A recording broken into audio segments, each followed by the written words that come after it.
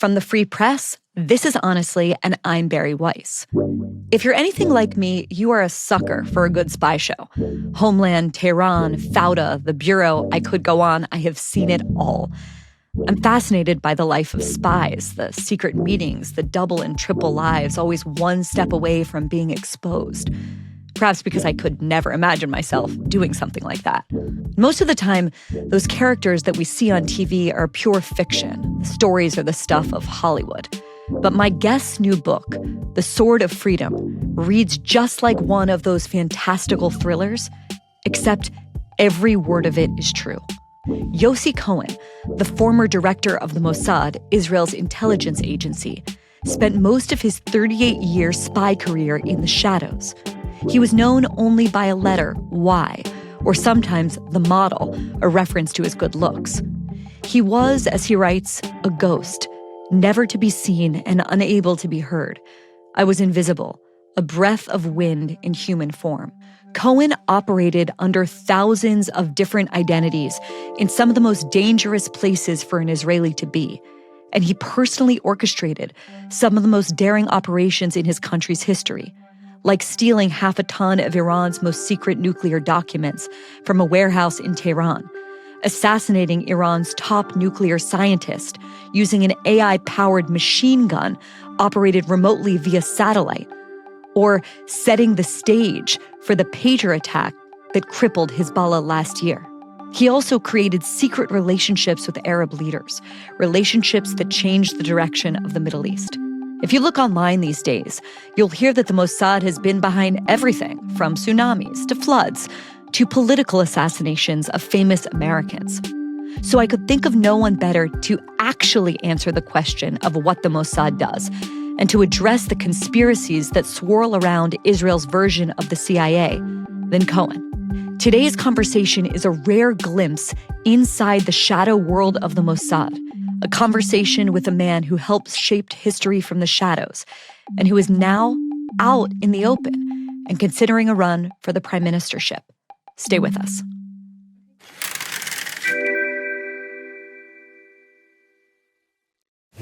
Yossi Cohen, welcome to Honestly. Thank you very much for having me. Well, a lot of people on the internet believe that you are my boss because they believe that I am a member of the Mossad. Oh, but really? This is actually the first time that I'm meeting you, or at least as far as I know, any member of the Mossad. So I'm very excited to meet you. I'm the first one that you've ever met, but there might be, I might have met people. Might be others that you know the world. Exactly. Right. Well, you're going to, in this conversation, of course, reveal to me all of the undercover operatives that I may have met unwittingly. Okay, I can't do that, I'm sorry, but I can declare that you're not part of my operations. I mean, thank you so much. You've never been an object, as we call them, or an operator yourself. Don't you think I would be like the worst spy ever? No, I'm not sure. No, I think that you'd be okay. Really? Do you want to try? Let's later in the conversation get to that, because I am wondering the qualities that being in the Mossad requires. And you write in your book about, so just to set it up for people, you were in the Mossad for 38 years. Correct. Rising from a case officer at the age of 22 to being the head of the entire organization. Before we talk about one of the things you write about in this book, which is that you have a gene in your body to be in the Mossad, something I want to discuss.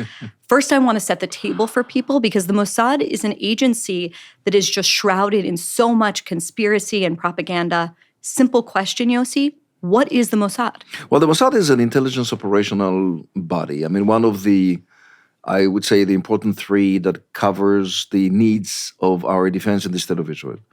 There is like our Shin Bet or Shabak, the local FBI, as normally do. I mean, they are collecting intelligence and they operate inside the state of Israel and, of course, in Judea and Samaria and the West Bank and in Gaza. There is the military intelligence that covers more than that, including, 8200, Shmona as we call them in Hebrew, and other stuff. Mossad is the only operating body outside of the state of Israel, and we operate behind the enemy lines. Enemy lines could be anywhere around the globe that is of a need for us to operate. So what do we do? We are there to collect intelligence. We have to know what the enemy is planning for us. This is number one. Enemy could be an Iranian or a terrorist guy. These that are trying to conduct nuclear stuff. to annihilate the state of Israel, or these that are trying to kill us, Israelis or Jewish people around the world, or other citizens too. So Mossad's job is to know and to disrupt, and to know and to cancel their ideological and filthy stuff that they rewrite again and again and again against the state of Israel. So this is what we do. So the Mossad is the Israeli equivalent of the CIA. Absolutely, yes. Okay. Yeah. At 22, And MI6, these that are considered the James Bond ones, exactly there. there are movies, and then there are movies that stay with you for a really long time. Films that serve as a powerful reminder of what real courage looks like, especially at a time when integrity feels like it's in short supply. Bao, Artist at War is a film that does just that. It's a film that showcases real heroes. Bao is the true story of a man named Joseph Bao, who was a prisoner in a Nazi concentration camp. He risked his life forging documents to help others escape. But he was more than a forger. He was a poet, an artist, and a romantic. His story is a testament to the defiant power of creativity in the darkest times. And there's also a love story at the center of this movie. Bao met the love of his life, Rebecca, in the camp. And their secret wedding is one of the most extraordinary true love stories you'll ever see. So if films like Schindler's List or Jojo Rabbit stayed with you, you're going to want to see Bao, Artist at War. Bao, Artist at War opens for a limited theatrical run starting on September 26th. Go to baomovie.com to watch the trailer, to learn more about Joseph's story, and to find a screening near you. You can also sign up for group screenings if you want to bring this powerful movie to your community. Let me spell it for you. It's BAUmovie.com. One last time, that's BAUmovie.com.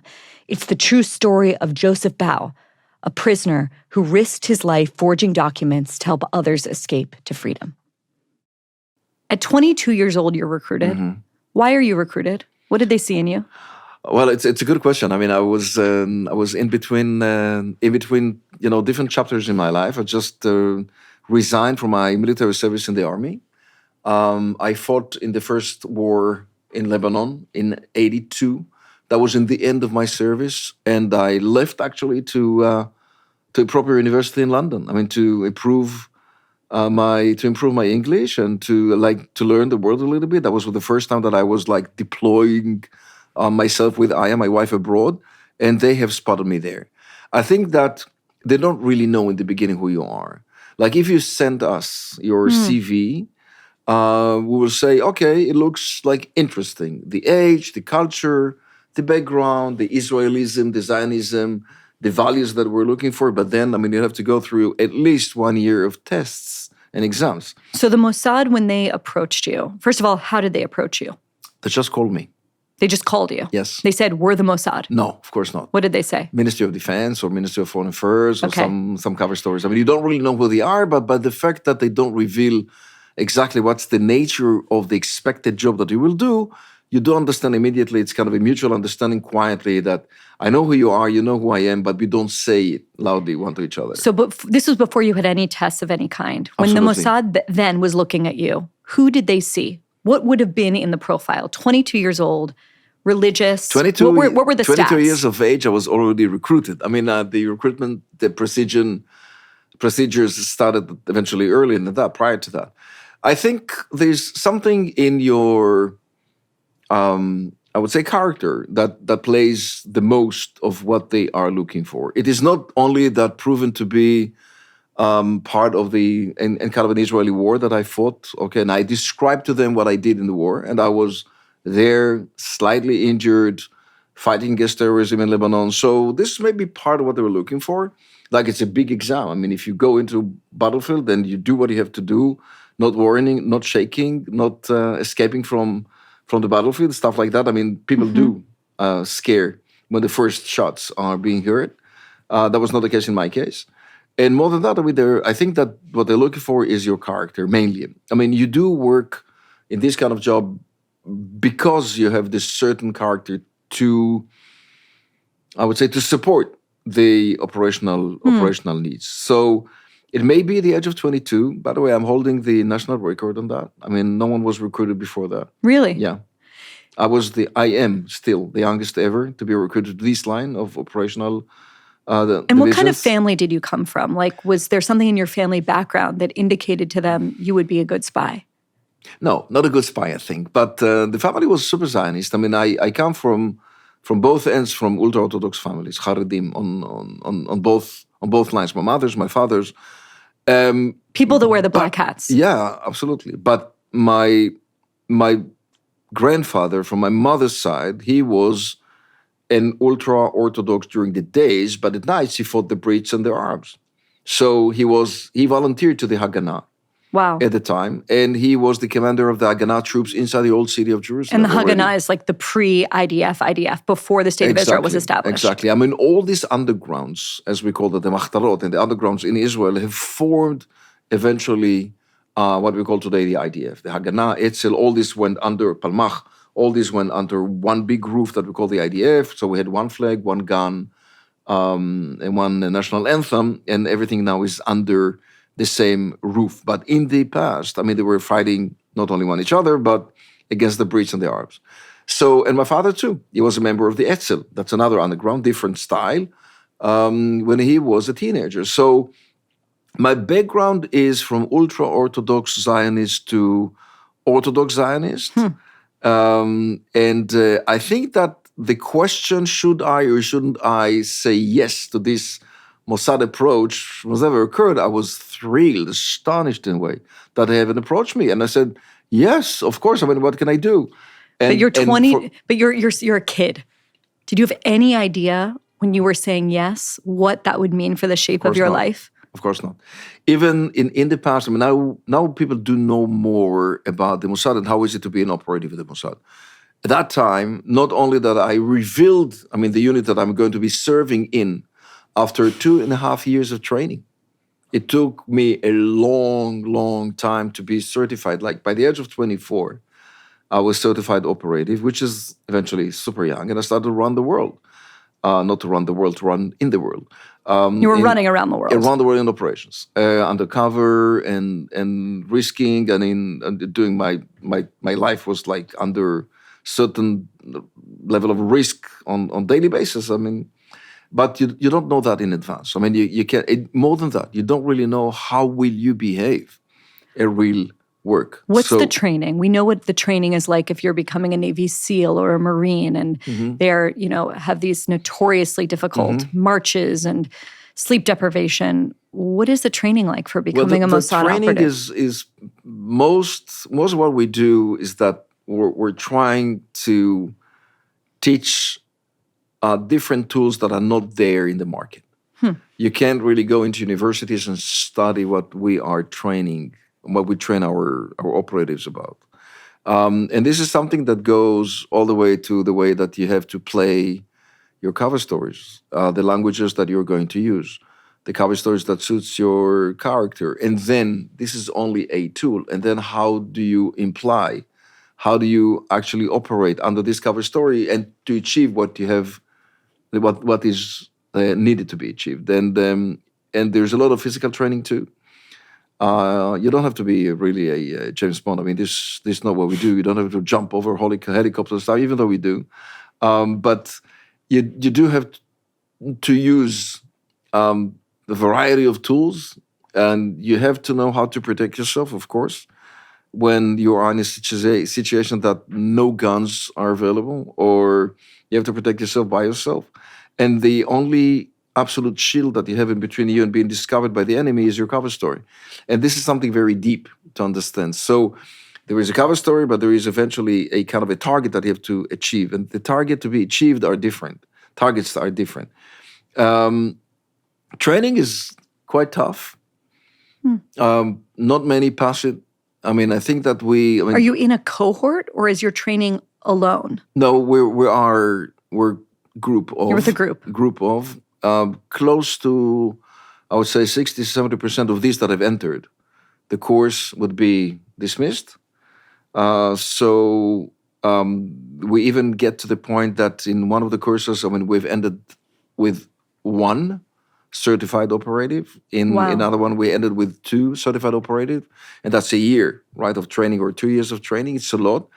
Not many do. Not many can. It's a very specific I would say, either character, mentality, or tools that you have to use in order to survive this kind of training, and then in order to survive this kind of real work. And passing rightly the training does not mean that you will be operating rightly. So it has to be proven again and again and again to throw you down to the field.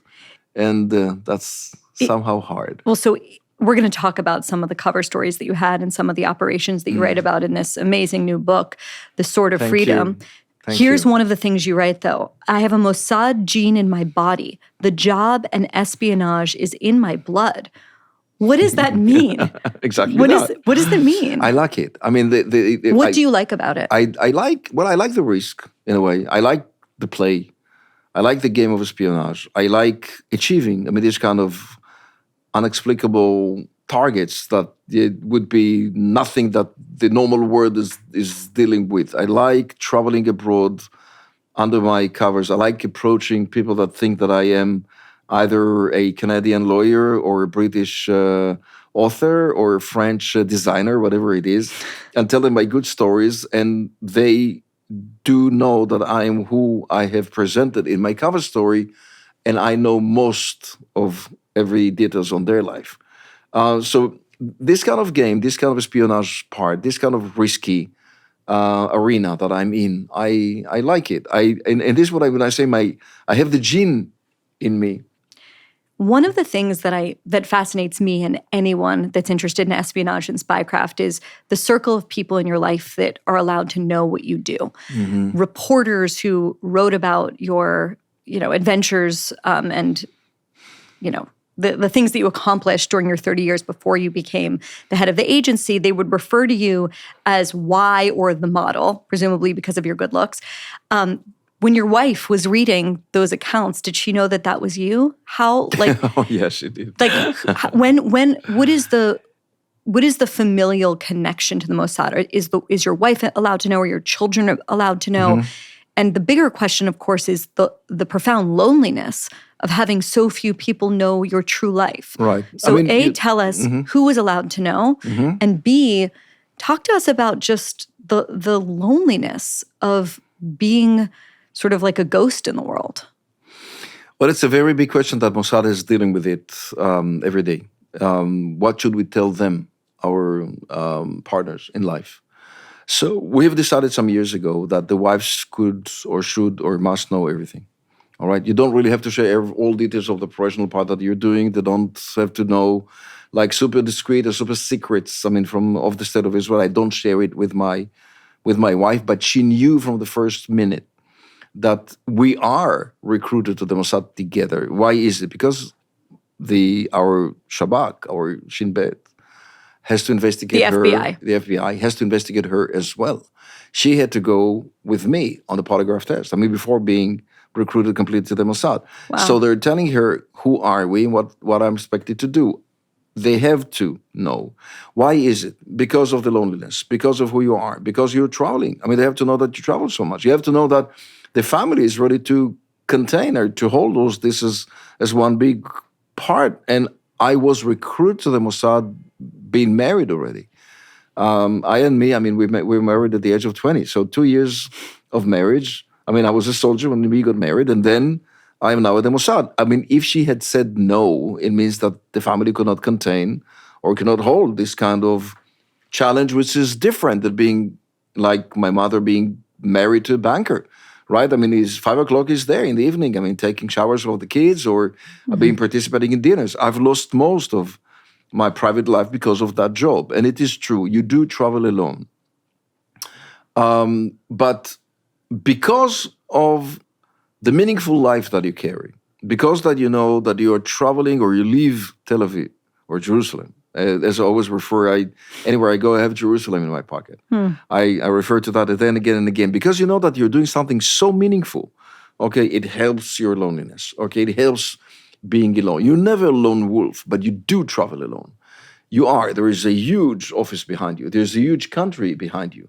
Okay, the state of Israel entirely. I mean, the people of Israel or the Jewish people are behind you.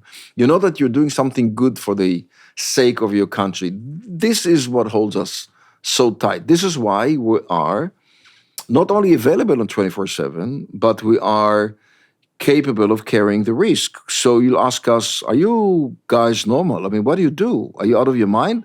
You go to Beirut, Damascus, or Tehran? Why? Why do we do that? I mean, the risk is ultimate. You're not only risking your freedom, you're risking your life. You can be, unfortunately, or God forbid, chas v'chalila, you can be, whatever, jailed or exposed, right? If you had, chas v'chalila, been exposed. And we do it because we believe in the target. Because we believe in the cause of being an operative or being operating in sake of to save the country or to make our defense better. How many characters do you think that you took on over the course of those 30 years? I don't know, thousands. I don't know. Thousands. Yeah, hundreds. I think so. Hundreds for sure. Okay, I want to talk about one of them. Really? You write that your major languages are French, Arabic, and English. I will not test you on French or Arabic because I don't speak either, but your English is very good. Yes. Exactly. We'll see. I have a long career ahead of me. Right. You talk about tracking this veteran Hezbollah terrorist in Lebanon, and you track him to Latin America, where he was sort of trying to start a new business life. And your cover story, and this is how you describe it, you are a sour, cynical Argentinian businessman seeking partners to make money with few questions asked. Tell me about that character. How did you build the credibility of being an Argentinian businessman? Right. Are you very good at accents? Why that character? Do you figure out the characters on your own? Does it come with the support of an agent that's running you? Explain to us a little bit about how that happens. A little bit about that, because this is part of only the tool that you have to use, right? As I said, this is the only shit that is getting you into the battlefield. It's like the uniform that you wore. So how do you build a cover story? I mean, I will not go into much details, but the few details that we can discover today is that you have the target or you have the mission, okay? You have to build up your cover story that it would suit the mission. All right. So let's say I'm going to be a little bit cynical here, but let's say the target is a Hezbollah operative. Yes. Terrorist. And let's say that he is running a kind of a new line of business, but he is connected to Hezbollah. He was super senior guy in Hezbollah. This was the one we wanted. Let's say I will tell him that I train dancers in the Bolshoi. Would that work? No. I don't think so. Okay, so what do? I know what he is doing there, and we've learned about him a lot. I mean, the only one of the advantages that we have on the objects is that we know their file. Okay, we live with them without them knowing that we live with them. We know his background. I mean, we collect around him before we approach him. We know that he's traveling. We know what he thinks. We know what he likes. We know his habits. We know his cons and pros in life, the negative points, the dark points that he wants to hide. We know all of these, right? Because of the power to collect. So a cover story has to meet his expectations. So if you come tell him I am a dancer trainer, he would say, not even nice to meet you, sir. Right. I'm a religious, I'm Hezbollah. No, I'm from Lebanon. I mean, go away. But he would tell him, I'm a businessman, I'm an Argentinian, very nice meeting you, and I'm looking for some new frontiers, okay, to develop my new future business. And I consider going into the Middle East, but I'm not sure. Perfect. So, oh, really? Tell me more about that. So you create a kind of an interest, okay, so to pass through his barricades or to pass through his walls of defense, so to enter his first brain, and then his heart and soul. Because in the end of the day, you want to make him your best friend, but he doesn't really know who you really are.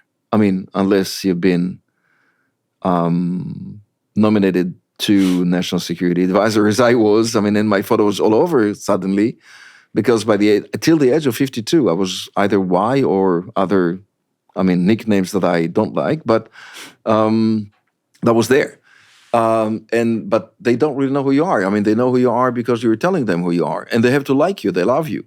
So they have really to be your best friends, so to reveal what they have.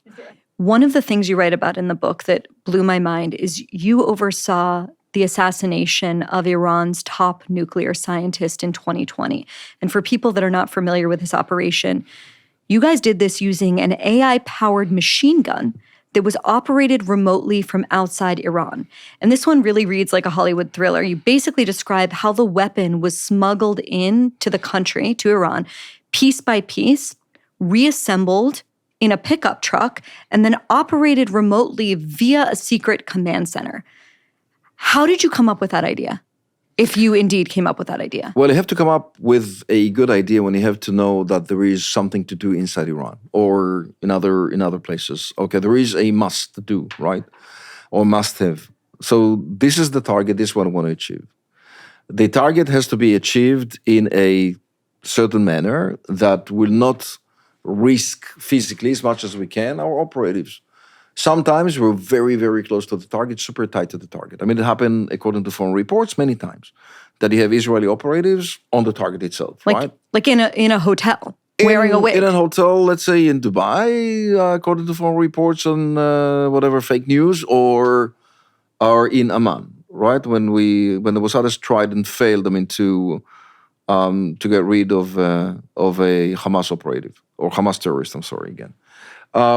And sometimes you're trying to, because of the complexity in the territory, you're trying to make it you're trying to create as much distance as you can from the target. Not because of the target, because of his security. And on that case, he was guided by 15 bodyguards. And a convoy of in between 4 to 6 cars daily. And we have lived with him. We know the target very well. I mean, we knew him. That was the second time that I've... When you say you lived with him, you mean that some of the close. bodyguards around him are Mossad? Maybe. Wow. And okay. Maybe. In order to make a good operation, you have to penetrate through all holes and walls. You really have to be the closest that you can to the target itself. Meaning that if I have to know what he is thinking or what he is planning, there is a way to know that. There are many ways to know that. I can recruit him. And it happened too. I can recruit his entourage. It happens too. I can recruit his chief of staff or the wife of his chief of staff. It happens too. I can go into his inner circles while operating around him without him knowing that I operate around him. Okay? And the other electronic means that you can do, 8200 and other, cyber hacking and stuff like that, what you have to use, in order to learn about what he's planning, who is he, right? When you have to operate, you have to get super close to the guy, knowing exactly what are the things that he's doing on a daily basis. When does he wake up? How does his bedroom look like? His car? His habits, what does he do 7 o'clock in the morning, 8 o'clock in the morning, 8:08, 8:09, 8:45. You have to know that minute by minute every day. And we have discovered that he is doing what he's doing because we have been very close with him. We traveled with him, we've been with him, we breathed with him, we listened to him. All of these means that we have to use, had been eventually used. And we come to the conclusion that being close to this convoy of his would be too risky for the operatives, and the escape door and the tilt door that will eventually keep them safe could not be secured in that case. So we had to invent something different. Now, using AI is something very modern. It is at the Mossad, for some years now. And this is what we did. Trying to make sure that we will get to the same result with the lowest risk possible. And this is what we did. Yeah, I know it sounds science fiction, but it is not. I was there in the command and control room, the entire night or the entire day before the operation, and I saw it happening. And you see it live. It's like, it's really, it's kind of a movie, but it's a tough mission to achieve. And more of that, there's not much joy behind it, right? You're happy that, again, that you are serving the country, that you're doing the things that you do, to serve the blue and white flag and, to make sure that the state of Israel will exist. And this, Mohsen Fakhrizadeh, was on the top of the pile of creating a nuclear bomb for the Islamic State. And we could not offer that. One of the most astonishing Israeli intelligence operations was this Hezbollah pager operation. And in a lot of the reporting that's come out about this, and I think this is even more than the day itself. I think the thing that's most wild about it is how long it took to carry that out. 20 years. 20 years. Yes. Now, Israel, and this is something I want to talk about later, I think rightly gets criticized for not having any long-term strategy. That it kind of goes short-term thinking, hot war to hot war to hot war, and sort of ignoring existential questions, maybe like a Palestinian state. Mm-hmm. But in this case, the Mossad seemed to have a long-term strategy that boggles the mind. Tell us a little bit about, if you can, go behind the curtain, how you guys pulled this off, how you came up with this idea.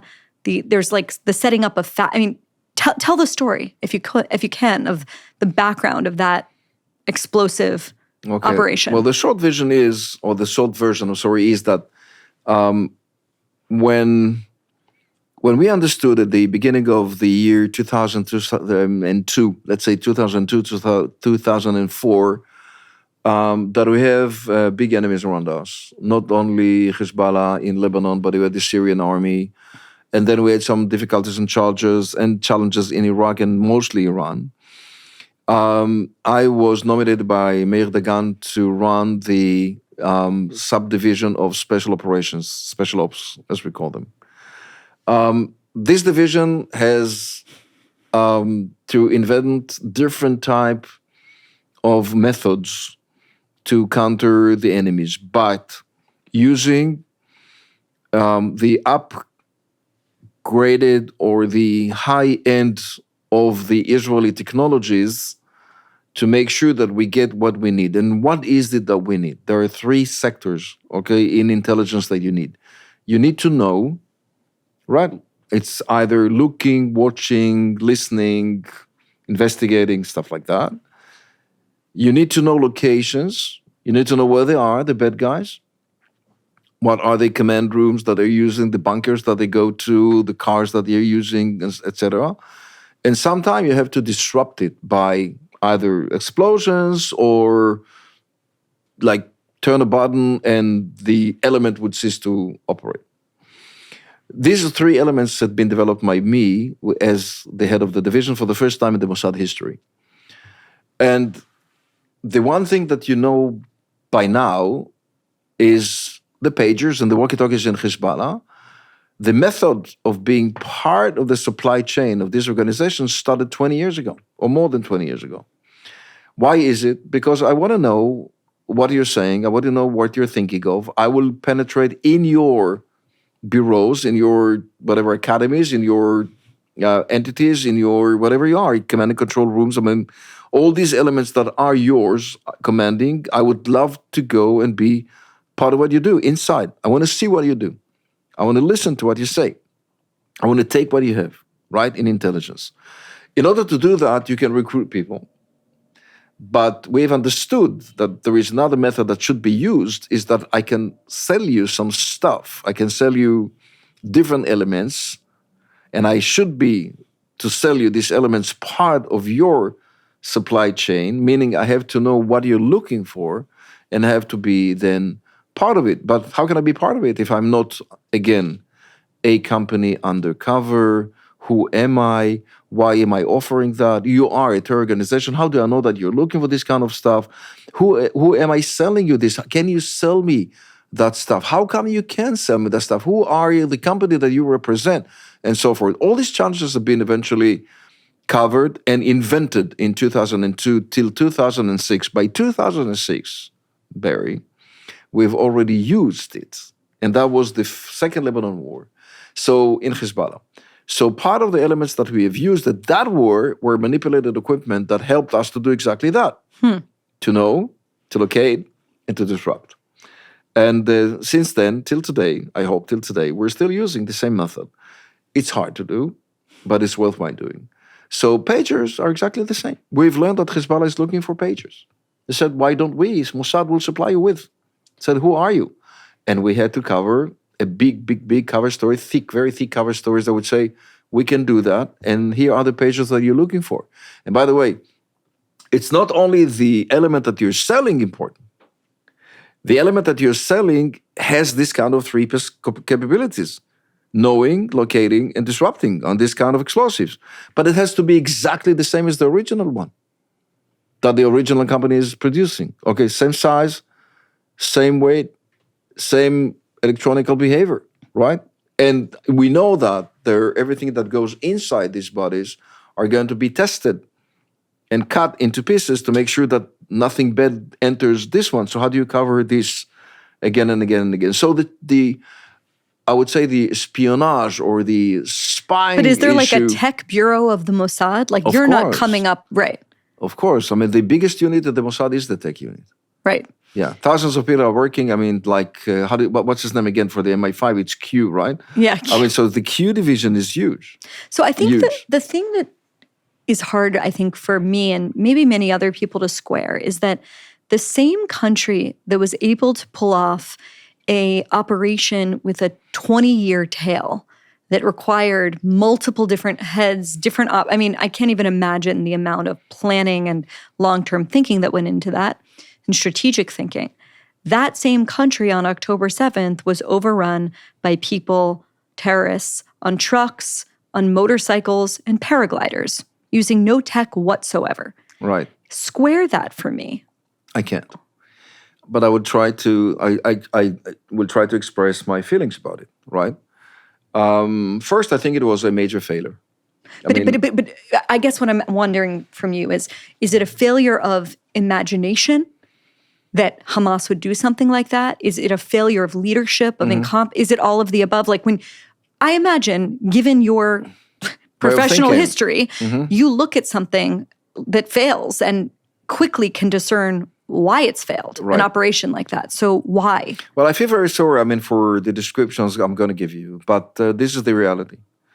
Gaza Strip was eventually close to be abandoned by the Israeli security services when the disengagement has happened, with Prime Minister Arik Sharon, rest in peace, eventually disengaged from Gaza Strip. We've lost the actual physical hold that we had in Gaza, like we had in Judea and Samaria, the West Bank.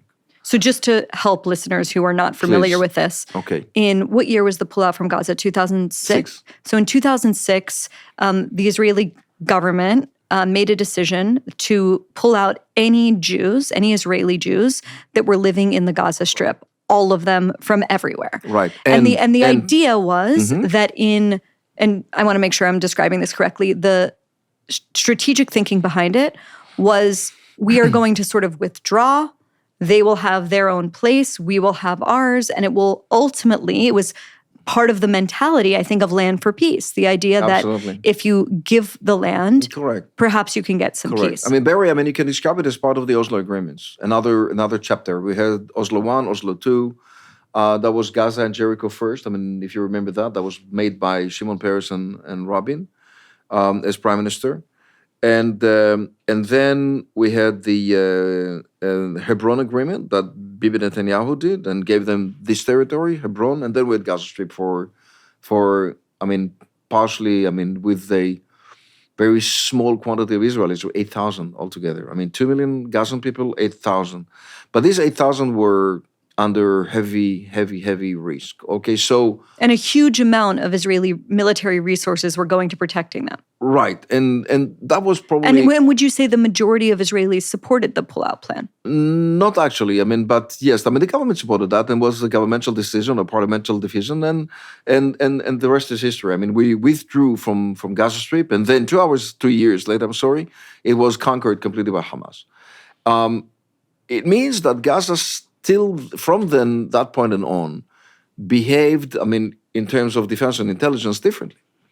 And to my understanding, it is more like Lebanon, Hezbollah, or if you want, Iraq or Iran. These are places that you don't go with a Jeep, with the 2 Kalash or whatever, M16s, and you arrest someone, you bring him to investigation, and you know that he is part of the terror organization. Now you can either investigate or jail him and do whatever you think is right, to disrupt his terror activity and bring him back, if he's okay.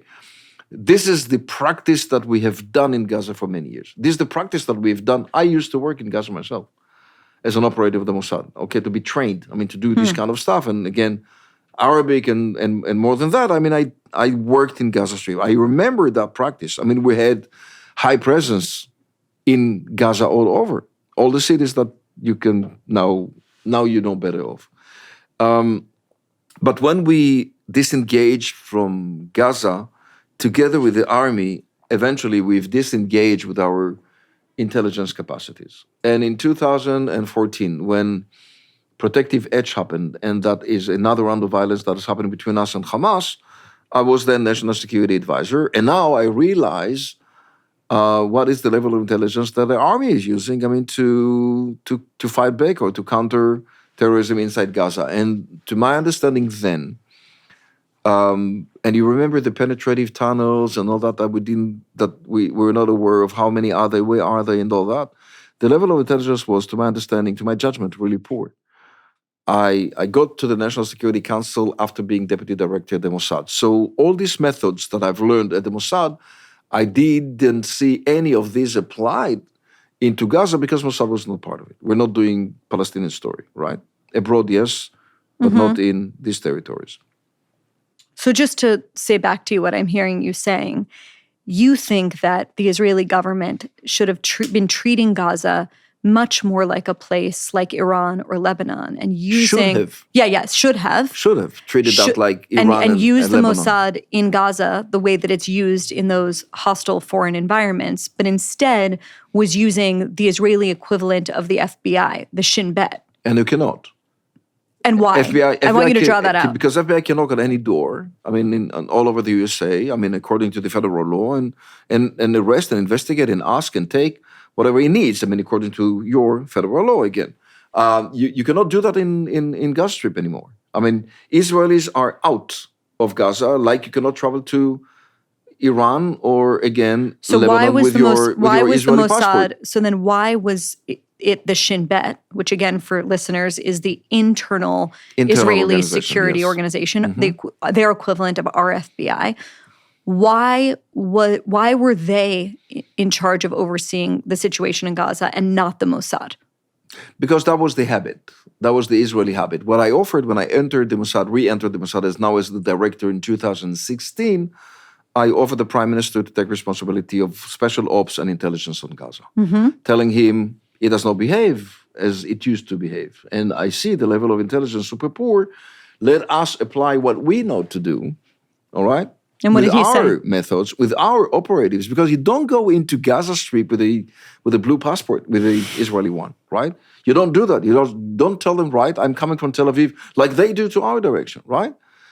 I mean, Gazan people can come across these passages into the state of Israel and work with us, as they did till October maybe 5th, right? 2 days before the holiday, or 2 days before October 7th. 30,000 of them came into Israel. But we cannot go there. Israelis cannot cross in. That's a battlefield of different scale. And I thought that in order to help the national intelligence capacities, they should apply Mossad methods. And I, unfortunately, was refused. Why? Whatever. Well, Ego. you say when you raise this idea of the Mossad operating in Gaza, you say you sensed in those meetings little humility and a lack of modesty. Are you talking there about the prime minister, Benjamin Netanyahu, or other people as well? All of them. I think that was a big mistake. If they had listened to you, do you believe that October 7th wouldn't have happened? I don't know about that, but I definitely know that if Mossad was capable of doing, I mean, the expected job inside Gaza, like we did in other places. And I can't say that Hezbollah or Iran nuclear scientists or significant work that they do inside Tehran, you know what? And the theft of the nuclear archive from the heart of Tehran is easier than Gaza Strip. It is not. It is not. It's just a different profession. You know, when we discuss spying and espionage, these are special ops of espionage. You have to know how to conduct things undercover.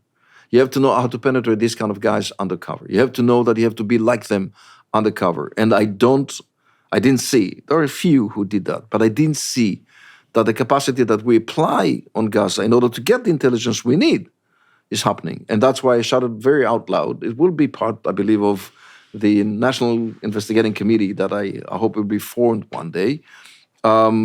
Why is it that we're still keeping the same structure as we did 20 years ago when we have left Gaza and not applying something new like maybe Mossad can help us? So, I don't know. I mean, all combinations of all characteristic attitudes that I can say have countered that, unfortunately. And by the way, I'm not sure if it is part of what has happened on October 7th. I know that in October 7th, one of the major failures was intelligence. We didn't see them coming. Where were you on the morning of October 7th? I was home. How did you first find out about what was happening? The phone was ringing like hysterically, one after the other. And then I called the headquarters of the Mossad. I mean, my partners there, partner from the past. And he said, this is happening, and I volunteered, to help everyone who needed help. Watching the television was like a disaster, but as I describe it, I think in my book, I was surprised. I was not surprised, but shocked. I was not surprised because I knew that the level of intelligence is so poor. Unfortunately, I'm sorry to say that, but I cherish my counterparts in the other organizations. In the IDF or Shabak altogether. But I can't go behind the truth. The truth is that if the level of intelligence on October 7th was good, so we had an alert. All the alarm clocks would have been like ringing strongly, saying 1,500 terrorists are coming your direction. It's not a small unit.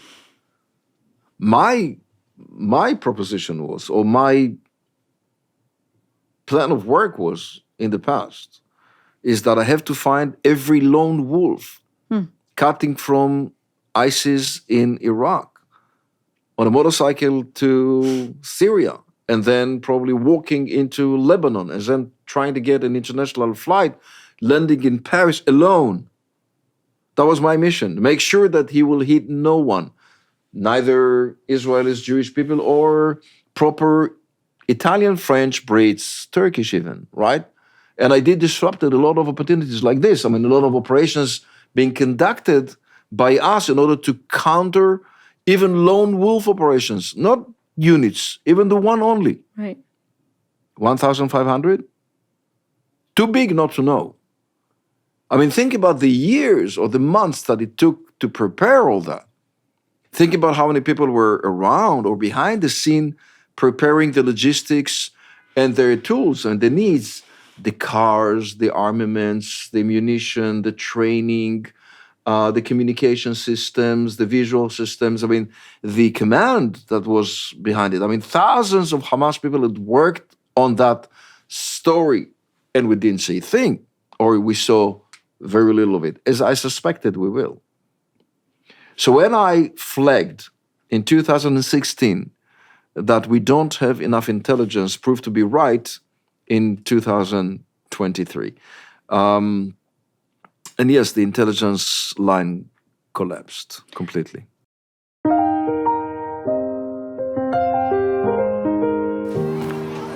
When it's not always raining, there'll be days like this. When there's no one complaining, You're good to me. there'll be days like this.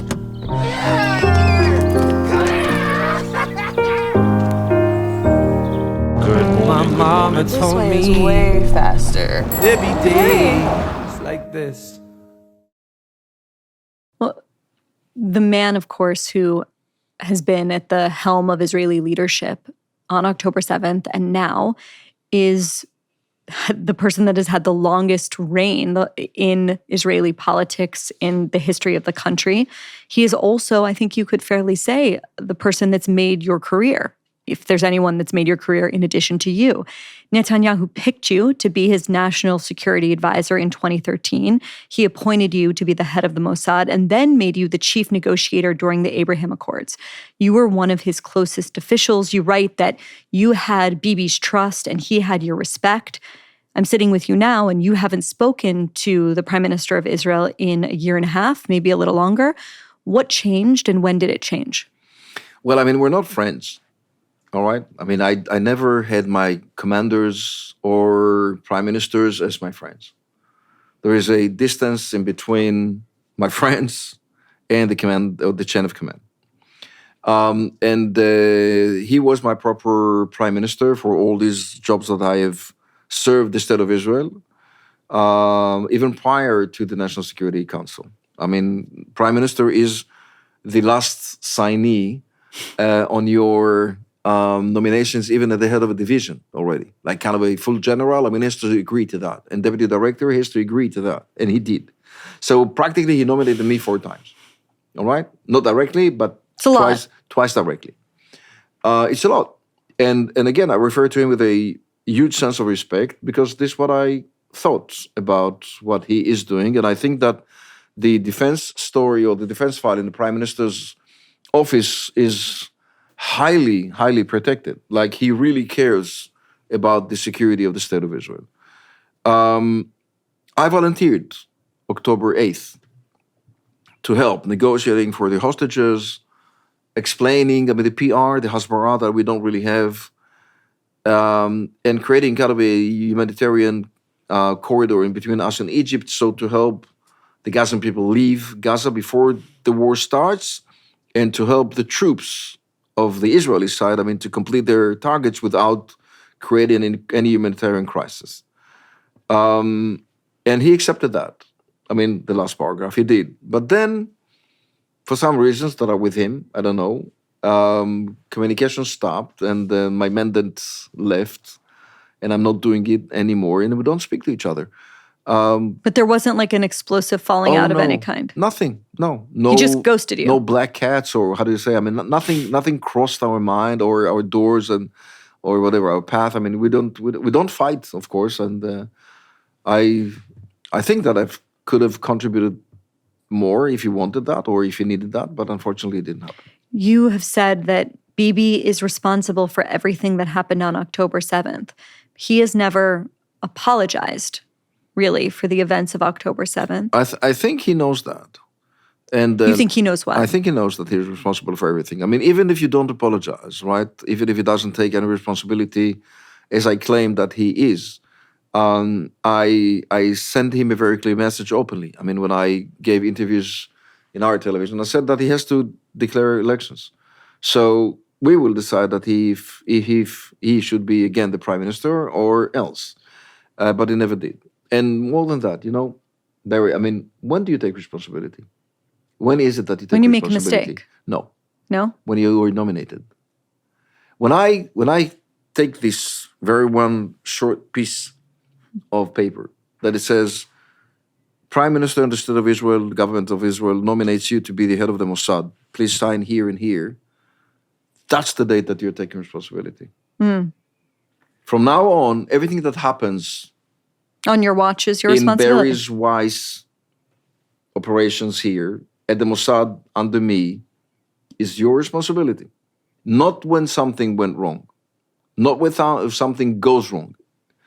All the time. For good and for bad. For better or for worse. If it is okay, take the credit. Everybody can take the credit when it's okay. But when it is something or went wrong and you do fail, all right? Of course it is your responsibility. Whose is it? Well, right? So you don't take responsibility when something went wrong. You take responsibility because you are the commander of the Mossad. All over. Everything that happens from the first day to the last day. Yossi, as you know, one of the criticisms of Bibi, and there are many of them, but one of the strongest, most passionately held views inside Israel by very patriotic people is the quite cynical read that, and maybe accurate, which is what I want to ask you, that the prime minister is continuing the war because he wants to remain in power. I don't think that is the case. I'm aware of this criticism. And I don't think that Bibi wants to continue the war. I know that he wishes to complete the war. I know that he wants to have an achievement that he doesn't have completely yet. Because in the beginning of the days of the war, he said, these are the targets of these days, of the coming days, of that war, if you want. Defeating Hamas and Hamas rulement inside Gaza and returning all hostages. This has never happened yet. But I would argue that those two things are possibly mutually exclusive. Mutually exclusive one to each other or maybe working together, because I think that there is alignment in between what the government wants to achieve that I can agree with. Everybody in Israel everybody in the world wants to see Hamas defeated, right? Everybody in the world, and in Israel included, wants to see the hostages back home. So how do you make that? How do you get to that? And how do you defeat Hamas if the thing that is keeping Hamas in power is the hostages, you could argue? Well, so it's not That all, is their it's not- biggest bargaining right, chip. but it is not only in our hands. And as I can argue, I mean, with the world and with the Israelis that are criticizing, I mean, everybody is criticizing everybody now in Israel so dramatically, that the minute Hamas will eventually will hand over the hostages to us, this will be the absolute declaration of the end of the war. It's absolutely in their hands. If they really want to make sure that the Gazan people will not suffer anymore, if they really want to make sure that the war will be eventually or completely ended, they currently should hand over all hostages. But it's existential to for our them. hands. You're saying, you are speaking as if one of their goals is the Gazan people, the innocent it's Gazan not. people Of not course suffering. not. Of course they Of won't. course not. Right. So if they give up the hostages, they are essentially Okay, so let's done. let's do it, Barry, with your permission, step by step. So it's not because of Bibi, right? Now the question was, does Bibi want the war to continue forever? No, I don't think he does. I don't think that he wants the war to be forever there. I know that he was trying in the past to disengage from these opportunities of wars, right? I mean, he didn't want to do that. But I'm not in the inner circle of decision makers anymore. Unfortunately or fortunately, I don't know. I'll have to think about that. But nevertheless, I think that in the end of the day, when we are in the, as you said, unfortunately, the hands of Hamas, and the decision of the end of the war will be taken mutually by the State of Israel and by a terror organization, this is the poorest, right, point of the strong State of Israel, coming back to the same discussion that am I shocked, disappointed, surprised that we're in that situation? I am not surprised but shocked that we're in that situation. Looking at the videos coming up of Gaza Strip of the October 7th and onwards, looking at the ceremonies of releasing the hostages, and they're still there. 2 years, and Hamas is still there. This is only because of one fact, that they're holding our hostages. Hamas knows that. I think that if we can fast forward to the times of the attack in Doha, I think that was the reasoning of doing all that. This is the recent failed Israeli attack right. on a group of Hamas leadership absolutely. in Qatar. Yeah, that was right. not successful. Probably not. I mean, we would know if it was successful. Exactly that, but maybe they were like in between situations. I don't really know that. I mean, we'll have to see them publicly. I mean, some of them have appeared publicly already, and they give another very strong and filthy statements. I mean, against the State of Israel and the aggression that we do, but they're still there. If we like it or not, we don't like it, but they're still there. So we have to cope in a way strategically with that element that there is a Hamas organization that we have to discuss with indirectly, but we're in the hands of Witkoff, Rubio, Hamas leadership, not directly, but Qataris or the Egyptians that are trying to mitigate a kind of a hostages deal. And I truly believe that if this will be succeeded, if all these hostages, Bezrat Hashem, will be released, with God's help, will be released from Gaza Strip, I think that this will be the absolute statement and declaration of the end of the war. I want to go beyond Gaza for a second and maybe widen the aperture to the broader Middle East. You were the chief negotiator, as I mentioned, for the Abraham Accords with the UAE and Bahrain in 2020, and you write this in your book. I remember the tears that ran down my cheeks as I sat on the south lawn of the White House while the Abraham Accords declaration was signed on September 15th. 2 questions. Could you ever have imagined— Do I cry often? Yes. Well, do you cry often? No. Could you ever have imagined— But I go emotional, often. Could you have ever have imagined something like that happening in your lifetime? And could it have happened under any president other than Donald Trump? Interesting. I mean, the vision that I have within is that we have to be very strong, firmly strong, to fight our enemies, but we have to achieve peace treaties in the Middle East. Practically, this is the only way to survive in the Middle East. I mean, our military is strong, but it's expensive in the highest price that we're paying. Even today, 4 soldiers have been killed by a terror organization again, and that's created a lot of sorrow. I mean, it's very expensive for the state. To conduct this kind of relationship with the world. So it's so much better, to cross the line and to turn enemies into friends. And this is what the Mossad is doing. And I But think could another president other than Trump have accomplished that? practically I didn't see anyone doing it. You had different presidents. I mean, Carter did the Egyptian agreement. Clinton did the Jordanian agreement. I mean, let's skip the Oslo agreements when Yasser Arafat received the Nobel Prize. I mean, forget about all that. I mean, an Ahli terrorist, I mean, receiving a Nobel Prize is quite weird to me. But going into these Abraham Accords, I believe that they had been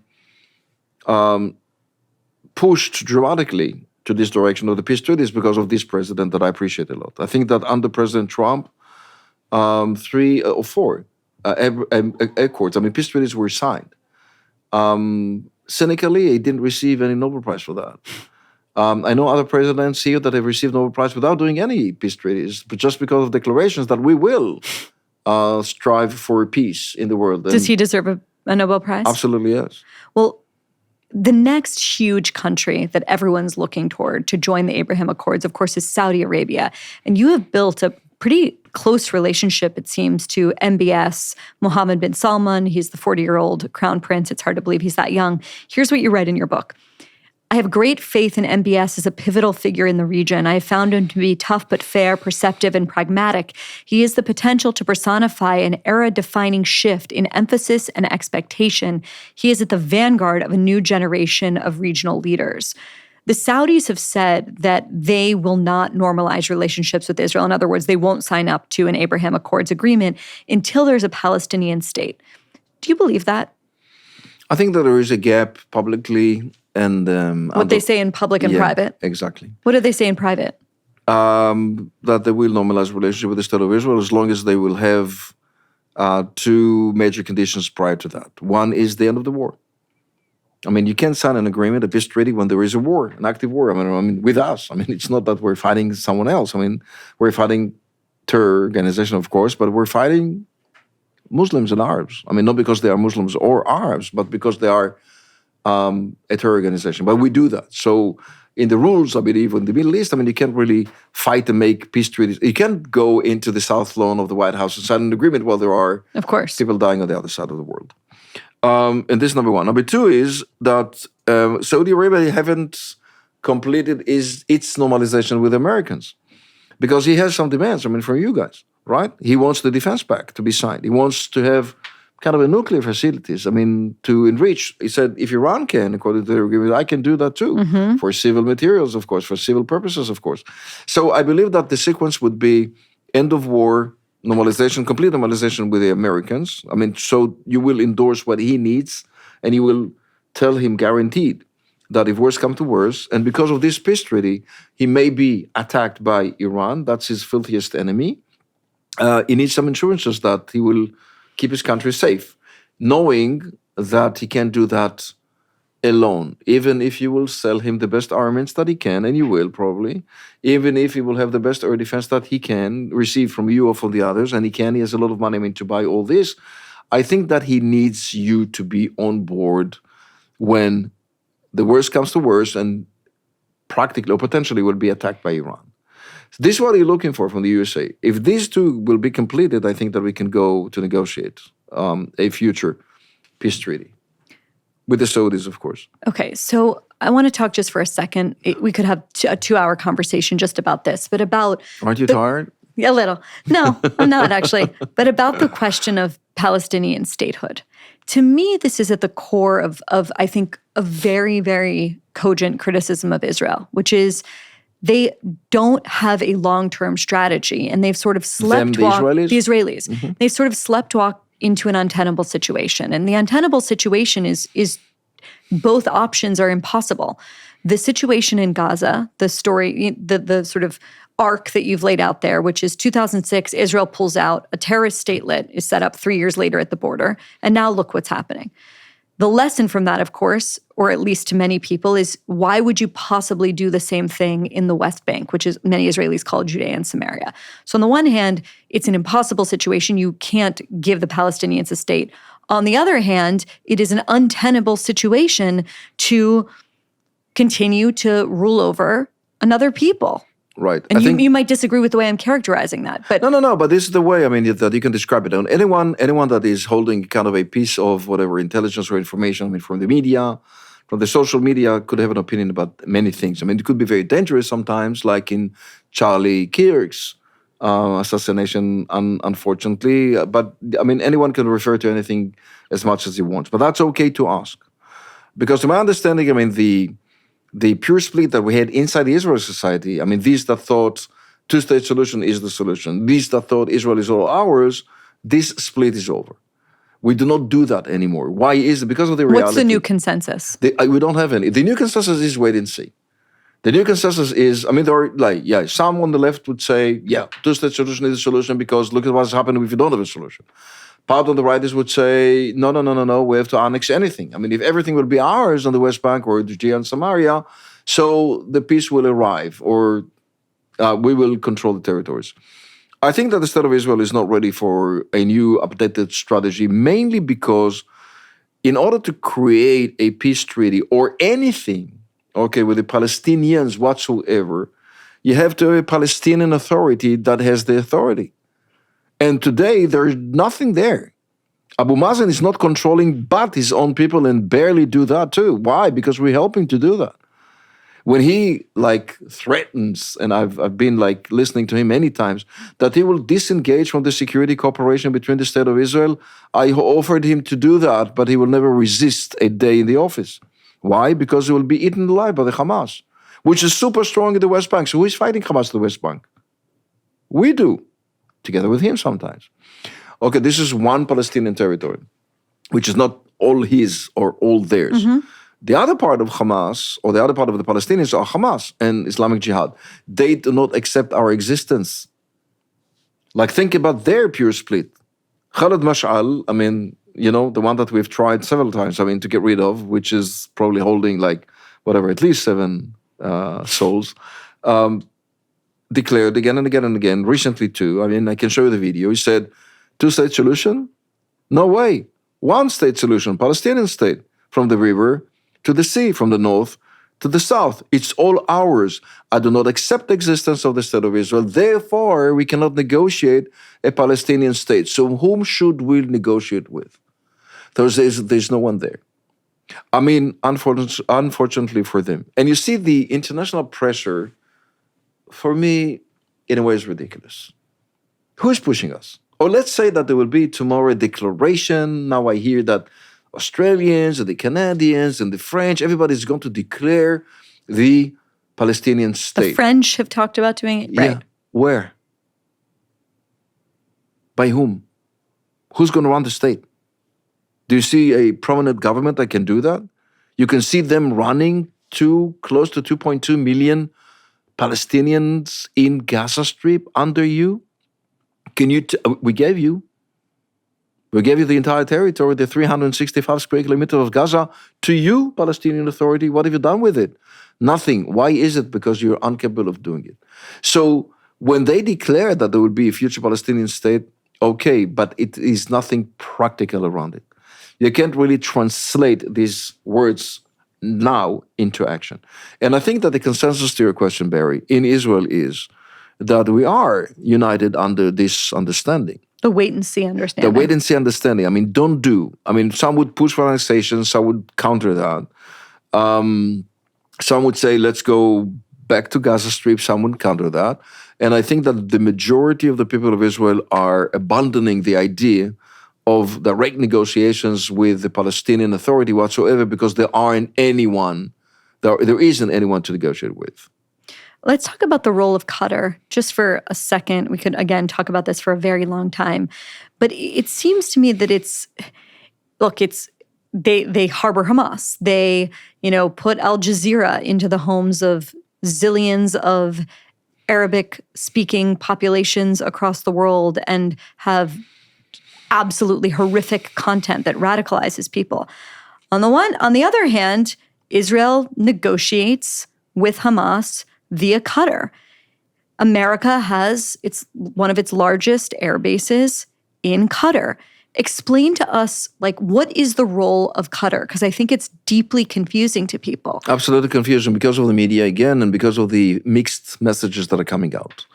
I do not blame the media. I do not blame these that are confused. No, they're reflecting an actually muddled reality. I know. The muddled reality is that Qatar is, for us, is kind of a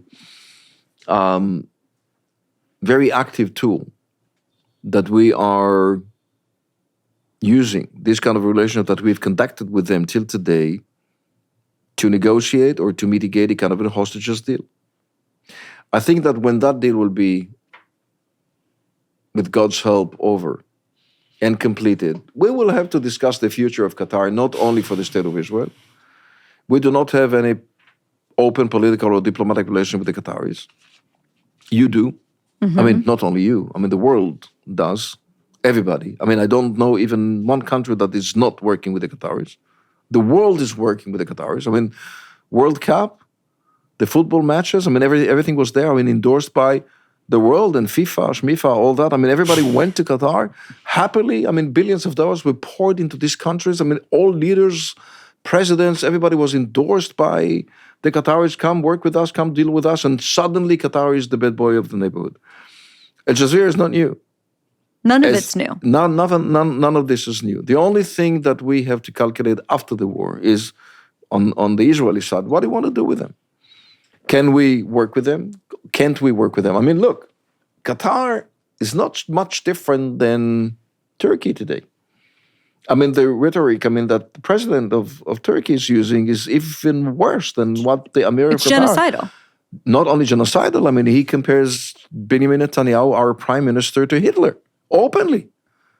And he doesn't seem to be accountable for his words. I mean, the world is not going against Erdogan and telling him, oh, you know what now?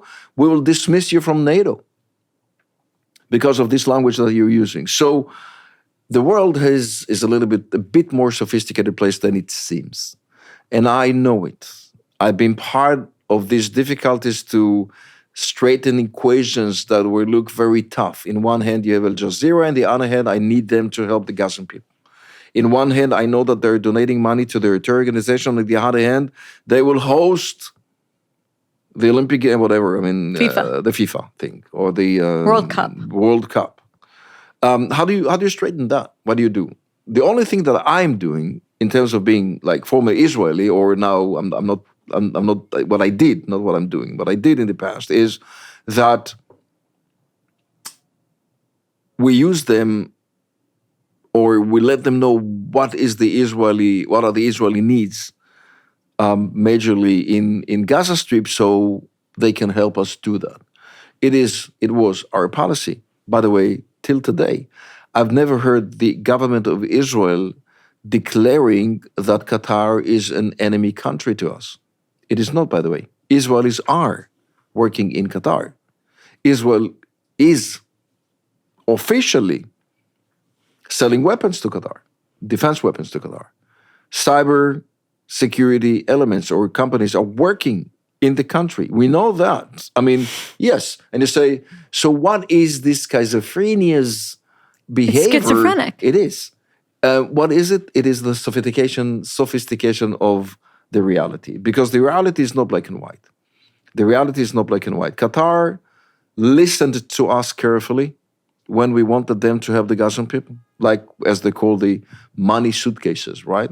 I'm blamed or crucified in my country for being part of the delegates or the delegations that have led this kind of operations. Not operations. I mean, we really wanted the Gazan people to be better. And the only one, not only the only one, I mean, US aid was in Gaza Strip as well. Turkish aid was there too. Norwegians and the Europeans, I mean, all over Europe. And the donors and everybody was helping the Gazan people. I mean, to make sure that the Gazan people would live correctly since they've been conquered by the terror organization, by Hamas, correctly. So this is Qatar for us today. Maybe after the war, we'll have to recalculate. Are you optimistic about where Qatar could be a decade from now? Very optimistic. You are? Yes. As optimistic as you are about Very the Saudis? Well, it depends on their behavior too. But, you know, I mean, I do remember the times that Qatar was boycotted by its neighbors in the GCC. Not so long time ago. Mm-hmm. Okay? Nothing. I mean, they've been like, it was like Qatar was sieged Okay, no flights in, no flights out. Boats could not do that. The only way that Qatar received supplies, do you remember the time? That was like 3 some years ago. I do, because we ran an enormous piece about Qatar, and it's, Right. yes. I mean, the only way to supply the Qataris with food was from Turkey down to Iran and then crossing the waters with boats into Qatari ports. All the rest was, we couldn't fly over Qatar. The country is under siege by its neighbors and friends, and they're back in relationship today. So when you see the surprising or not, conference in Doha 3 days ago, on Sunday, 5 days ago, all Muslim leaders from the world are coming, not only Arabs. It's not only the GCC, it's not only even the Arab League. Everybody was there, including the Iranian president. Everybody's coming, to support the Qataris. So nations are shifting their policies according to their needs. Israel will do that the same way. I think America too, by the way. One of the things that's kind of unbelievable, if you think about your career, if you think about the last 30-something years, is that the Middle East that you were sort of operating in as Mossad director, with Assad in Syria, with Hezbollah dominant in southern Lebanon. Do you miss him? With Iran's proxies. Saddam Hussein. Everywhere, Saddam Hussein. Hezbollah. It's all different. Hassan Nasrallah. It's all collapsed. Like, so where will the region? There's too many things to ask you on this, so I'll just ask you: Are you happy about the direction of things, and where do you think things will be a decade from now? I'm very happy with the direction that things are taking right now. First, I will start with you guys in America. American presence in the Middle East is super strong these days, and this is very helpful. The only missing thing that we had in the Middle East, not us Israelis, but my partners in the Middle East, is that America is absent. Okay, you didn't feel the American capacity. Right now you're back. Not only in Iraq, but you're all over. Negotiators are traveling to Beirut. Negotiators going to Saudi Arabia. Negotiators are inviting Putin's delegation into Riyadh to negotiate the future Ukrainian-Russian deal, and more than that. That's number one. Number two is that I think that when Iran started to conquer the Middle East bit by bit, cutting through Iraq, then in Syria, together with Assad, as you have mentioned him, and then to Hassan Nasrallah in Beirut, and then down to Hamas in Gaza Strip on the other side, to the Yemen Houthis, this is going to be eventually changed. We have changed dramatically, the strategic map of the Middle East. So less Hamas, not over. Less Hezbollah, not over. No Syrian army, completely over. Iraq is under your control. I'm happy that you're there. That was the one request that I had for President Biden on my last days at the head of the Mossad. I told him, don't leave Iraq. Just don't go. If you did, okay, if you open this, whatever button, if you open this one, they will come through from Iran directly into Iraq, so stay along. And fortunately, you are there. I know that some other actions or some movements that will maybe want you to leave Iraq, I suggest you stay there. And Iran, eventually, we have destroyed, their nuclear capacities, even not to zero, but the enrichment capacity so far has been destroyed, and I'm very happy with it. So we've started, nothing was planned, as I said, no strategy. We didn't have a strategy, world strategy, that you say, okay, we have Hamas, then we have Hezbollah, then we have Syria, then we have Iraq, then we have Iran. Why don't we do that as we did recently? So that was not planned, but it is happening. So I truly believe that in the end of that war, first, the State of Israel would be in a much secure position than it was in the past, and this would lead potentially to peace treaties negotiations better than it was in ever in the past. Now, even today, Al-Jolani, from Syria, declared that he's negotiating with the Israelis about a kind of an agreement in between us and them. And this is wonderful. I don't know if he is the wonderful guy to deal with. An ex-Al-Qaeda and all that, but he may do something good for the sake of the Syrian people of a deadly war and for the sake of the State of Israel's security too. So, yes, I'm optimistic, and I think that the changes that we're facing right now could be dramatically good, for the people of the Middle East. So I'm going to overstate the point, but this is a thing that I think a lot of people in this country who care about the America-Israel relationship are worried about. And what they'll say is that there's a chance that Donald Trump is going to be the last pro-Israel president.